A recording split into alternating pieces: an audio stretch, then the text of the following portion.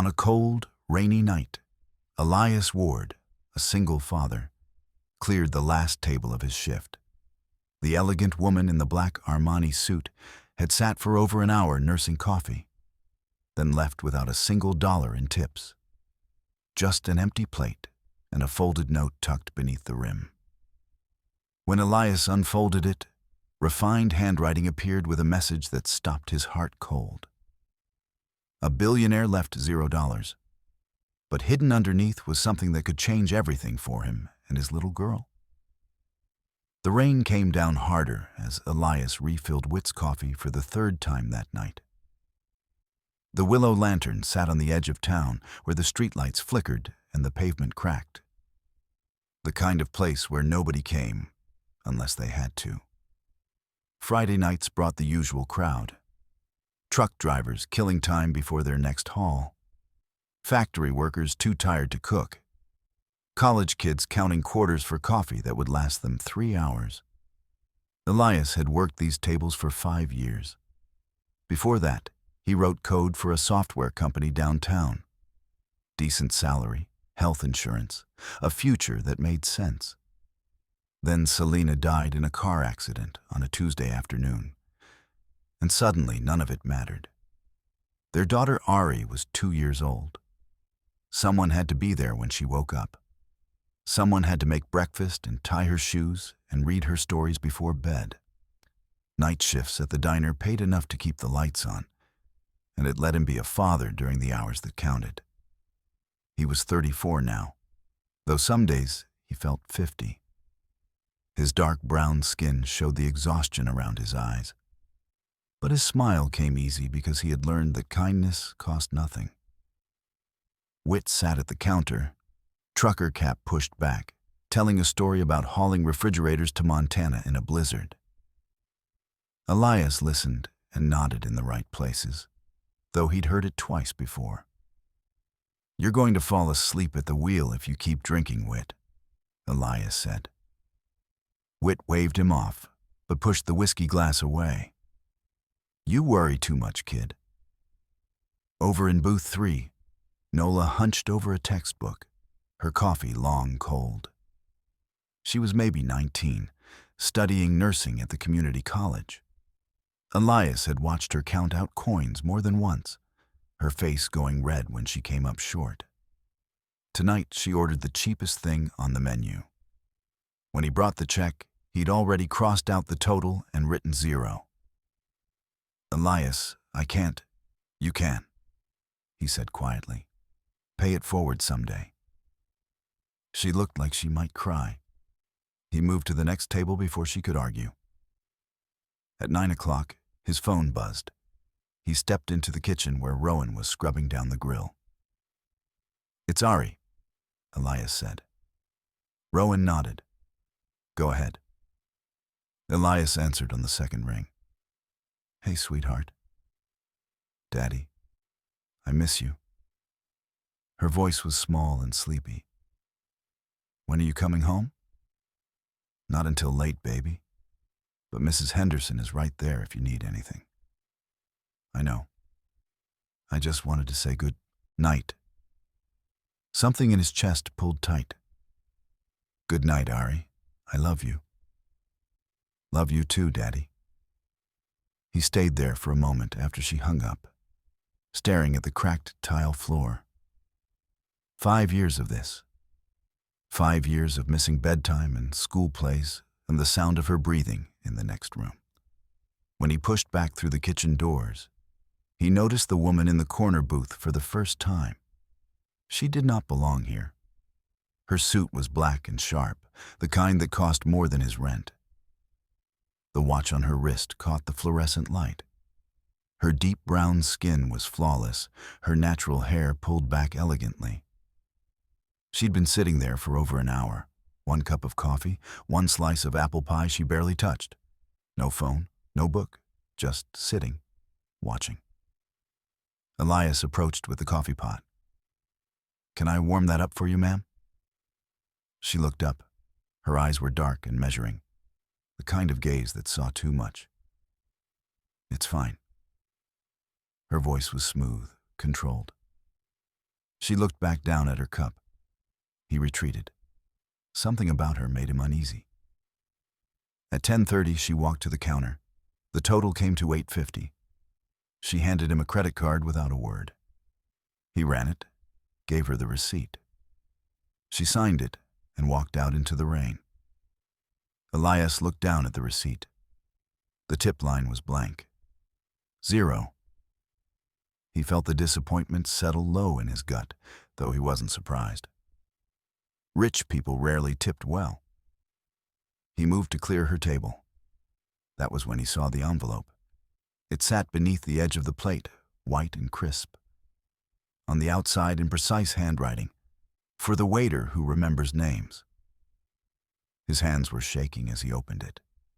Inside was a single sheet of paper and a business card. The paper read, "I need to see you. This is not charity. This is a proposal. Come to Valion Dynamics tomorrow at 10 a.m. Ask for Marienne Vale. Don't ignore this." The business card was heavy stock, embossed lettering, Marienne Vale, CEO, Valion Dynamics. He knew that name. Everyone did. Forbes had ranked her among the richest self-made women in the country. Tech industry, philanthropy, the kind of person who moved through the world like she owned it. And she had just sat in his diner for an hour, left 0 tip, and told him to come see her. By the time he got home, it was 2:30 in the morning. The apartment was dark except for the nightlight in Ari's room. He checked on her first.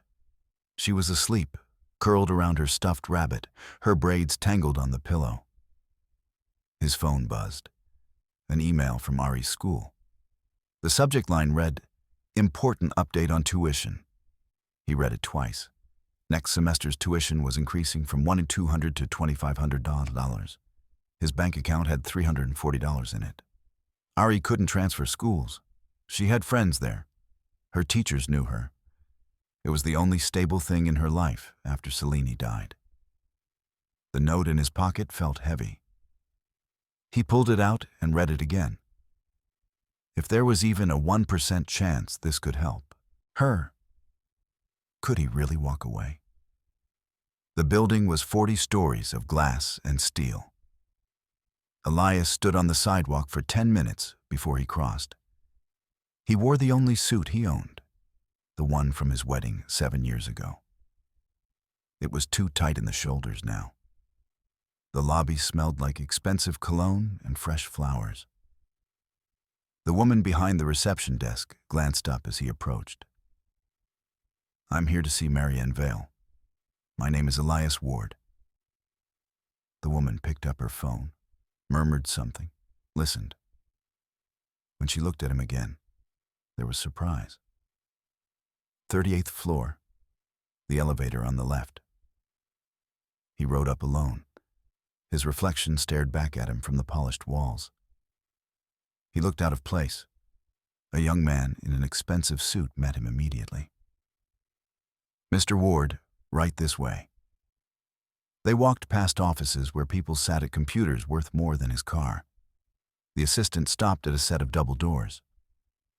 "Mr. Ward is here." Marianne Vale stood behind a desk that could have fit his entire apartment. The office was massive, all clean lines and natural light. Windows ran floor to ceiling, overlooking the city like a kingdom.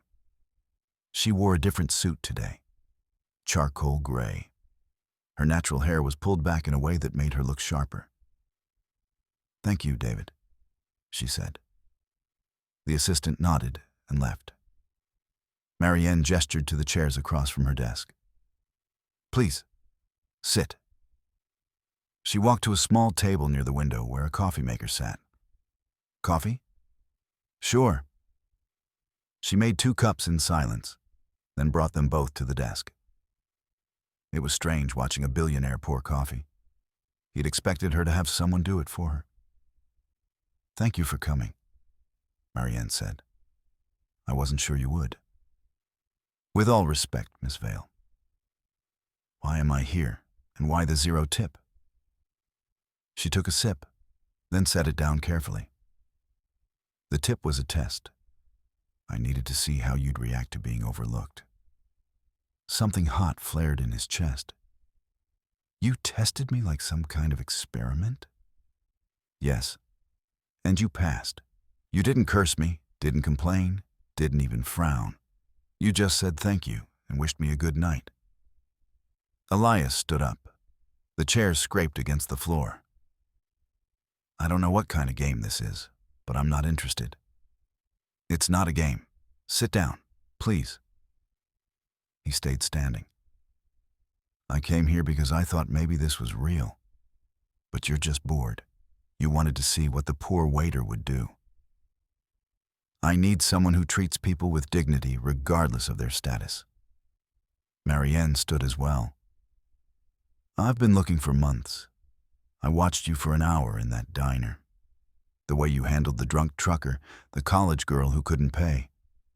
The phone call with your daughter. You were kind when no one was watching. That's rare. So you insult me to prove a point? I test you to make sure you're real. She walked around the desk. I'm offering you a job. Community outreach manager for a project I'm launching. $75,000 a year, full benefits, and a scholarship for your daughter at one of the best private schools in the state. The number hit him like a physical thing. 75,000. He made 23, working 60 hours a week. What do you want from me? I'm just a waiter. I don't have a degree in community outreach. You've been there. You know what it's like to work 2 jobs and still come up short. To smile at people who don't see you. I need someone who won't treat struggling families like charity cases. Someone who will see them as people. She handed him a folder. Inside were documents, spreadsheets, photographs. The header read, Horizon Bridge Program.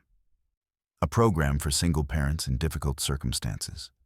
Job training, placement assistance, child care support, educational grants. The budget was in the millions. You want me to run this?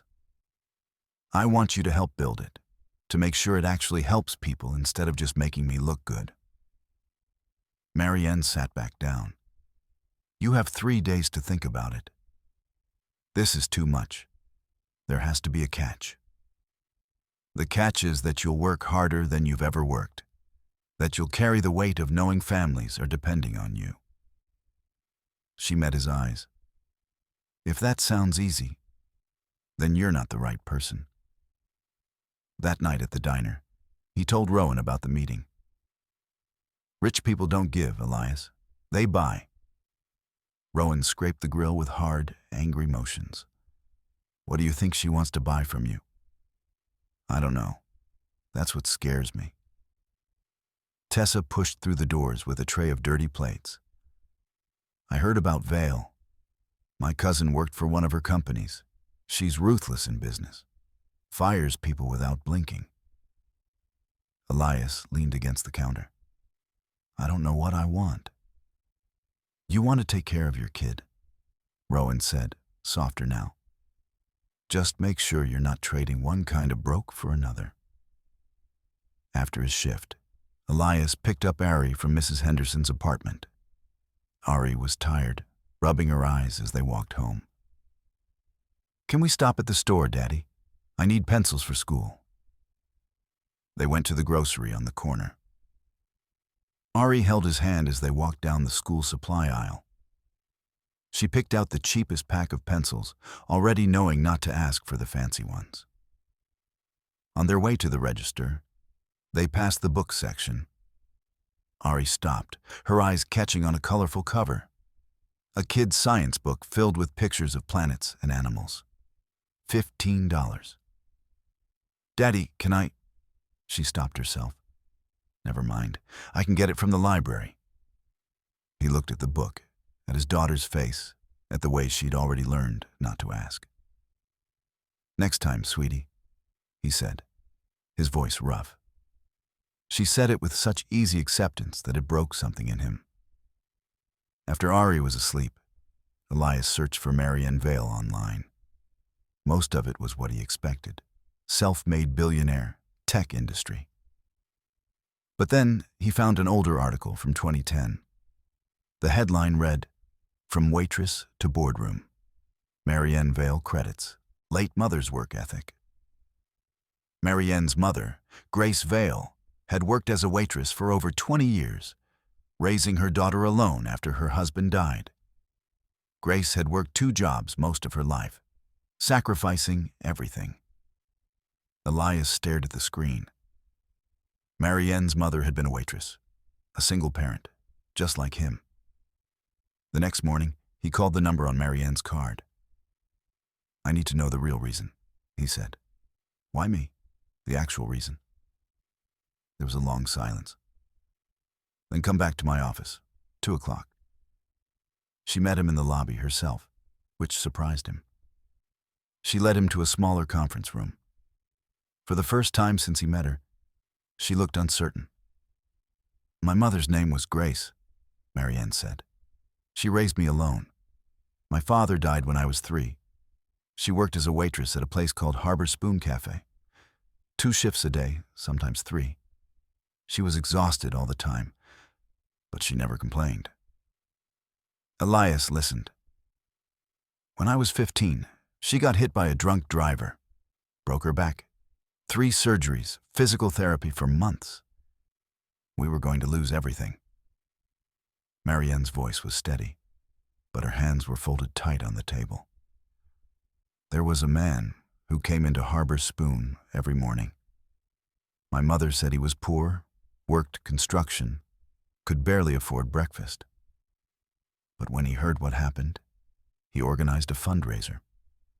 Got the whole neighborhood involved, raised enough to cover most of the bills."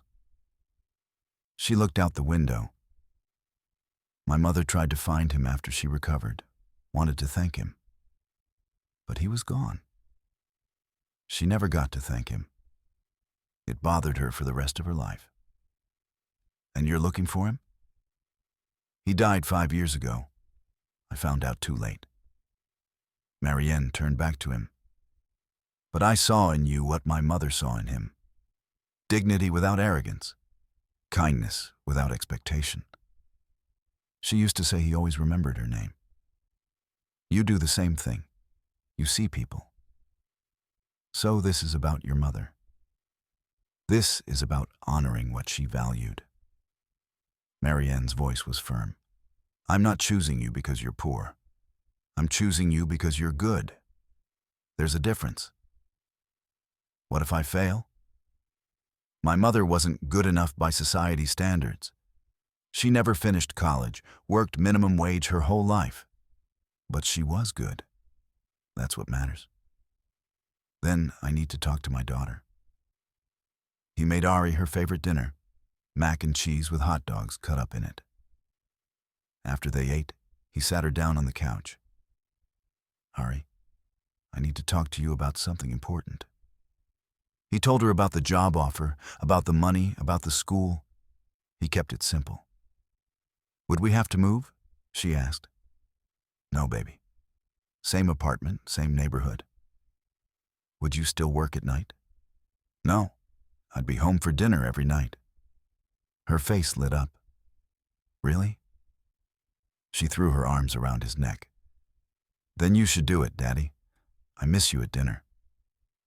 But the next day, before he could call Marianne, everything fell apart. Someone at Valion had talked to the press. A local news website ran a story. "Billionaire Vale plucks waiter from diner for high-paying position. What's the real story?"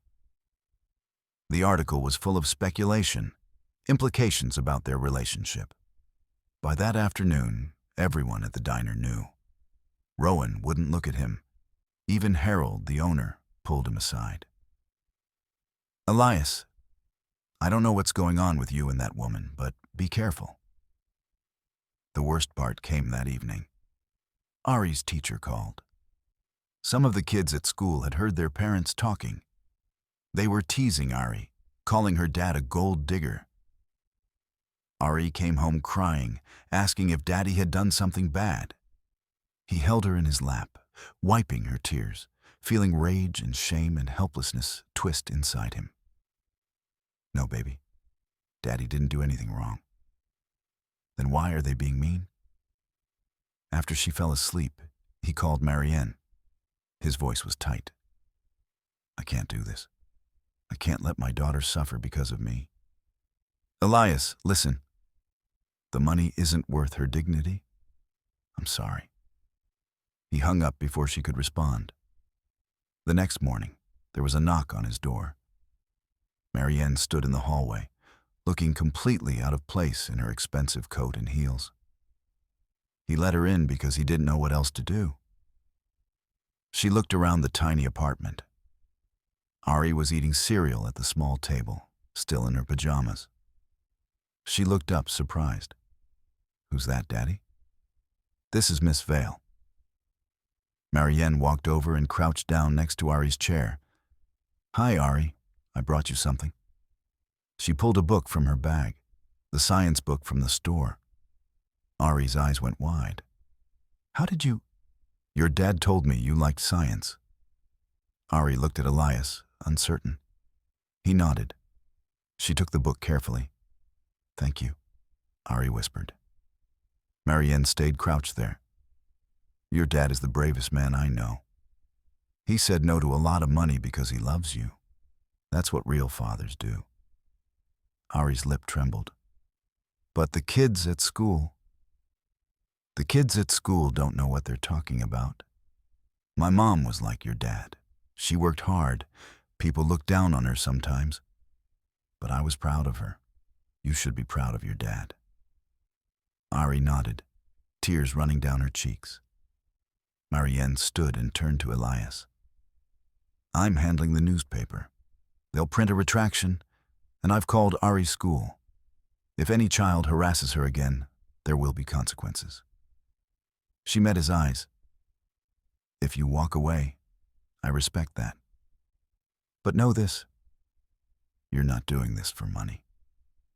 You're doing this so other families don't have to feel what you're feeling right now. She walked to the door, then stopped. 3 days. You still have one left. After she left, Ari climbed into his lap, still holding the book. Daddy, is she nice? He thought about it. Yeah, baby, I think she is. Then maybe you should help her, like you help people at the diner. He held his daughter and thought about Grace Vale, about the man who helped her when no one else would, about the weight of kindness passed from one stranger to another. Maybe belief wasn't about trust. Maybe it was about hope. At 5 in the morning, he gave up on sleep and made coffee. The apartment was quiet. He sat at the small table and thought about Marianne's words. This wasn't about his pride. It was never about his pride. It was about Ari. About all the other Aris out there who learned too young not to ask for things they wanted. At 6:30, Ari wandered out, rubbing her eyes. She climbed into his lap. Daddy, can I ask you something? Always, baby. If you can help other kids like me, why don't you? The question was simple. The answer was not. He thought about all his reasons, the fear of failure, the shame of accepting help. But Ari was 7 years old, and she already understood something he'd been too afraid to see. This wasn't about him. You're right, he said quietly. I should. He called Marianne at 7. I'm in, Elias said. But I have conditions. 6 months trial period. I don't take the scholarship for Ari until I've proven I can do the job. I keep working 1 shift a week at the diner to remember where I came from. And every decision about the program goes through me. I'm not a figurehead. There was a brief silence. Deal. You're tougher than I thought. When can I start? 2 weeks. Welcome aboard, Elias. The first month was harder than anything he'd imagined. The office felt like foreign territory. The other employees looked at him with suspicion. The guy Marianne plucked from a diner, the charity case. He heard it all. Even when they thought he couldn't. He didn't defend himself. He just worked. Arrived early, stayed late, read every file until his eyes burned, built relationships with nonprofits and job placement agencies. He still wore the same suit from his wedding, still took the bus, still lived in the same apartment. The Horizon Bridge program launched 6 weeks after he started. Elias had spent those weeks shaping it into something real. Not just handouts, real support. Job training, partnerships with companies willing to hire people with gaps in their resumes, child care assistance, educational grants that didn't make parents feel like beggars. The first family he helped was a single mother named Rachel. 2 kids, working overnight stocking shelves. The program got her into a medical billing certification course, connected her with a hospital job, helped with child care costs. Within 3 months, her income doubled. The second family was Rowan. His old co-worker showed up at his office on a Wednesday, hat in his hands. "I shouldn't have doubted you," Rowan said. "I'm sorry." "You were protecting me?" "Nothing to apologize for." Rowan sat down heavily. "I heard about your program. Think there's room for an old kitchen guy who wants to be more than a short-order cook?" 2 weeks later, Rowan was enrolled in a culinary program, training to be a sous chef. By the 3rd month, the program had helped 50 families. The press coverage shifted from skeptical to genuinely impressed. Reporters wanted interviews. Elias turned them all down. "This isn't about me," he told Marianne. "It's about them." She just smiled. "That's why it works." Then, in the 4th month, everything almost fell apart. Marianne collapsed in her office. Exhaustion. The doctors kept her overnight for observation. The next morning, the board of directors held an emergency meeting. Elias wasn't invited, but he heard about it from David. The board wanted to suspend the Horizon Bridge program. Too expensive, too risky. Elias walked into that meeting uninvited. 12 board members looked up, startled. "Mr. Ward, this is a closed meeting," one of them said. "I know. I'm here anyway." Elias stayed standing. "You want to cut the program? I'm here to tell you why you shouldn't. We've reviewed the numbers. The numbers don't tell you everything." His voice was steady. He'd been terrified walking in here. But now, standing in front of them, he thought about Rachel and Rowan and all the others. The fear evaporated. "I could show you spreadsheets and projected returns. But that's not why this matters." He looked at each of them. Marianne's mother was a waitress, worked 2 jobs her whole life. When she got hurt, a construction worker who could barely afford breakfast organized a fundraiser to help her. That man didn't do it for tax benefits. He did it because he saw her, because dignity matters. The room was silent. You're not investing in a program. You're investing in dignity. And dignity pays back in ways money can't measure.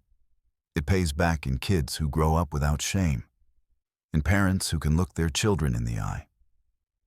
Elias put his hands on the table. Rachel, one of our first participants, already volunteers at the program, helping other mothers. Rowan is mentoring 2 younger cooks. That's not on any spreadsheet. But that's what lasts. He straightened.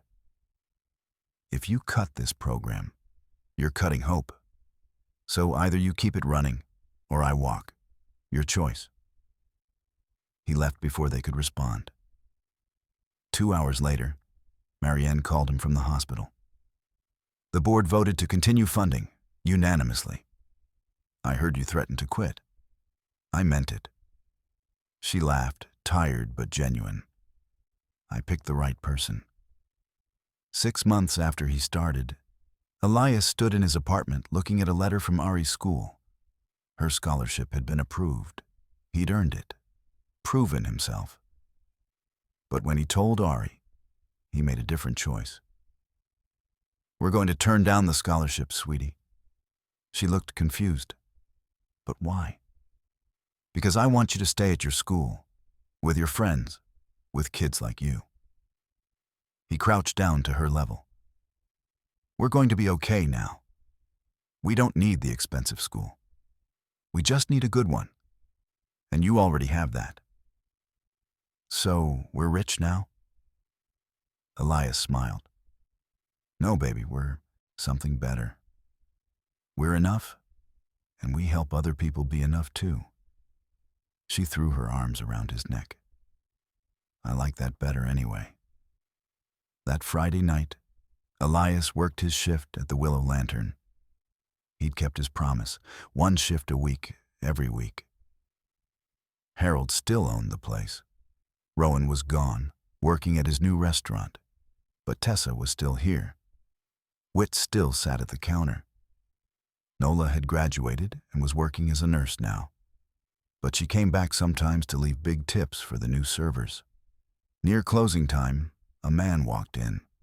Young, maybe 25, wearing work clothes stained with paint. His face was exhausted in a way Elias recognized.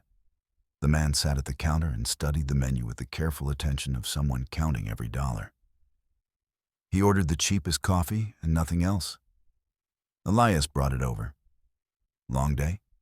"Yeah, 3 actually." The man tried to laugh, but it came out hollow. When the man asked for his check, the total was $2.50. The man pulled out his wallet and counted the bills inside. 3 ones and some change. Elias picked up the check. "Someone paid it forward for you. Just remember to do the same someday." The man looked up, his eyes suddenly wet. "Seriously?" "Seriously. Go home. Get some rest." After the man left, Elias cleared the counter. That was when he noticed the woman sitting in the corner booth.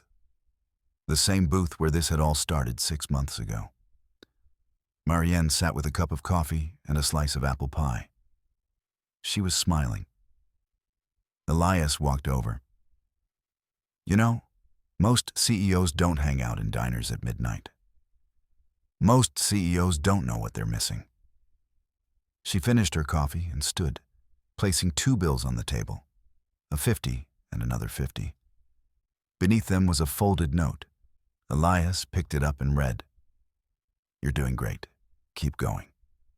MV." He looked up, but she was already walking toward the door. She stopped and turned back.